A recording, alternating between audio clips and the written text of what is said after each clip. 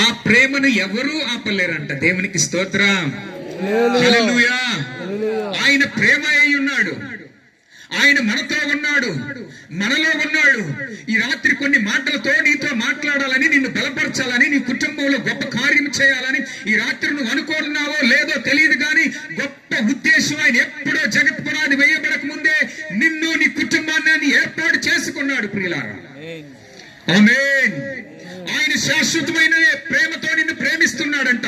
తీయండి, బైబిల్ గ్రంథం తీయండి. ఇర్మియా గ్రంథము 31వ అధ్యాయం 3వ వచనంలో ఉంది. చూడండి, అక్కడ ఏమనుంది? చాలా కాలము క్రిందట యెహోవా నాకు ప్రత్యక్షమా ఇట్లా, నేను శాశ్వతమైన ప్రేమతో నేను నిన్ను ప్రేమించుచున్నాను గనుక. చదవండి ఇంకా బైబిల్ తీట్లా.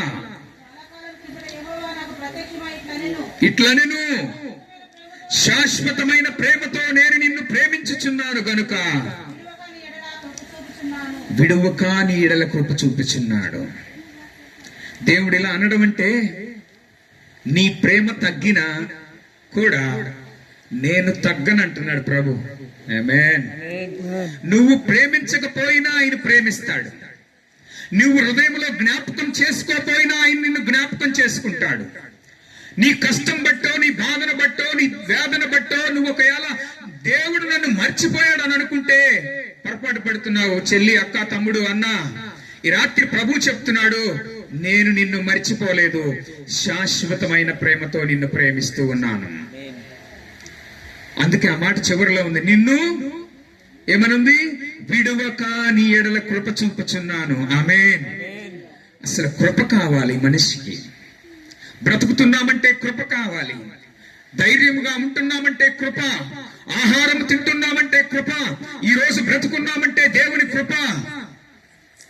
సజీవుల లెక్కలో ఎంత మంది నిలబడ్డామో ఈ రాత్రి మనం జ్ఞాపకం చేసుకోవాలి.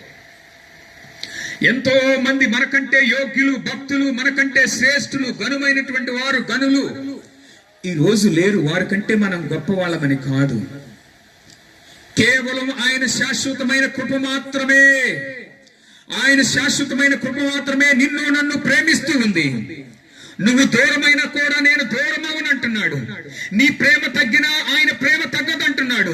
నువ్వు పాపం చేసినా కూడా నా ప్రేమ తగ్గదు అంటున్నాడు. అబ్బా, ఏంటిరా అసలు ఇంత ప్రేమ? ఎవరైనా ఉన్నారా ఇంత ప్రేమ?